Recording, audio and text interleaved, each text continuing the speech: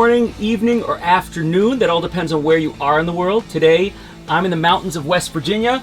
Not very Australian of me, but this is where I am today. So, I wanted to download this message out to you sooner rather than later to help those struggling with the same issue. I spoke to Amazon Australia for a client of mine to figure out how best to enter the Australian market through a D2C or D2M2C, direct to marketplace to consumer.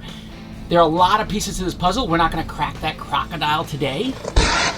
But what I did here and what I want to share with you is the discovery of Amazon Global. What does it mean for companies like my client?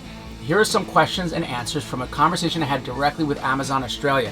I asked, what is Amazon Global? Amazon answered, not Alexa, but I have Alexa in the van. Alexa, mood light red. Let's get this spiced up here. Okay, great. So I said, hey, Jessie, let's call her Jessie, right? When Amazon receives a request from anywhere in the world, they'll purchase from the merchant's US store and then fulfill to the overseas consumer. Now, I asked her, why are some of the products sold and others not, such as our top sellers? And can I change this? And Jessie said, it's data-driven via customer keyword searches and glance views, as you can imagine. So Jessie said, you're automatically opted into Amazon Global Store as a US FBA seller. So understand, it's super easy. It's great if you don't intend to proactively build your sales, but keep in mind, you have no control over your pricing or your branding, and you don't have visibility of the data collected about the buyers or any customer feedback. So the question then is, can I remove myself from Amazon Global Store program? The answer is yes. You can disable it. It's about halfway down on the page in your Amazon fulfillment settings. Then I asked a few more questions from what many of you have posted on your channels. Here's what I found out so far. If my products are not compliant in a given country, like Australia, via the Therapeutic Goods Administration, TGA, can Amazon Global fulfill this to the consumer? Again, as a side, TGA, Therapeutic Goods Administration, which according to the online description, develops and maintains approved terminology to ensure accuracy and consistency of information on the Australian Registry of Therapeutic Goods, ARTG. This provides consistent and standardized methods for naming ingredients.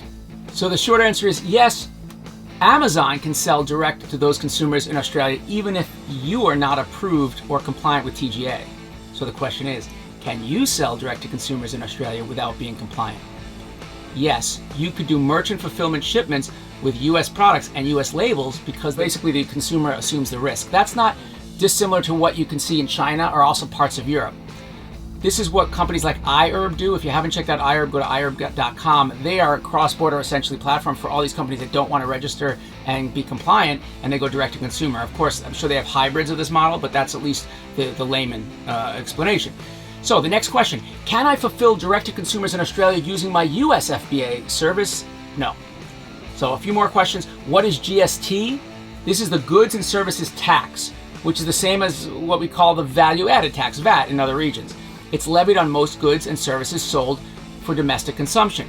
Do I need to be GST registered if I'm a US seller selling direct to Australian customers from my US warehouse? Again, from my US warehouse. No, Amazon will remit GST for FBM or fulfillment by merchant shipments to Australia when it's below the $1,000 de minimis value. So you would use Amazon ABN for customs documents. Ask me in the comments below if you can't find Amazon's commercial service ABN number. FBM, fulfillment by merchant shipments to Australia, are required to be DDP, delivery duties paid.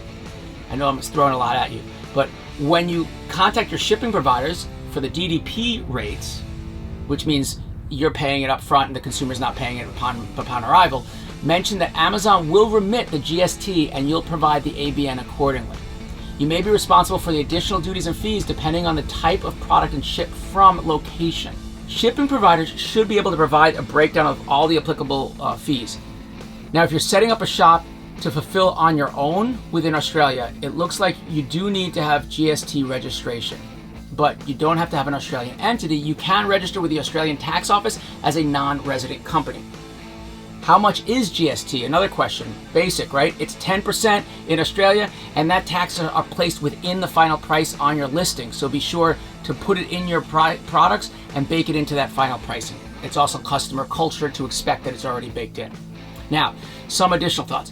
The fulfilled by merchant model for Australia, or really anywhere that it's offered by Amazon, it's a great first option to gauge some traction. But it might be misleading because the sales results are much higher with FBA than with your own merchant fulfilled model, more than 60% higher. So just make sure you weigh the pros and cons before jumping in and understand that the feedback is going to be limited. So that's what I pulled from my Amazon conversation today. One of the questions that's still unanswered from my skincare, baby, organic ag clients are the FTZ or bonded warehouse option in Australia and New Zealand. Is there such a model that exists where I can place inventory closer to the consumer but still avoid the compliance issues? This is a strategy I use with a lot of clients in China, but if you're doing this and you have an answer to this, leave a comment below. Again, you have further questions or experiences you want to share, leave them in the comments, send me a note. I'll ask Amazon next time I'm on the phone with them, or maybe I have a client that's already gone through that and I'm happy to, show you what I've learned. Chances are, if they're grappling with it, so I might also have it somewhere deep in the archives of my brain, or probably my notes, and more likely my notes. Remember, we're a community of global enthusiasts. We're staying local, we're going global. This is the VanBassador. Follow us, subscribe to us. We're traveling the country and eventually the world when we're allowed to bring you stories that will inspire you and help you optimize. See you soon.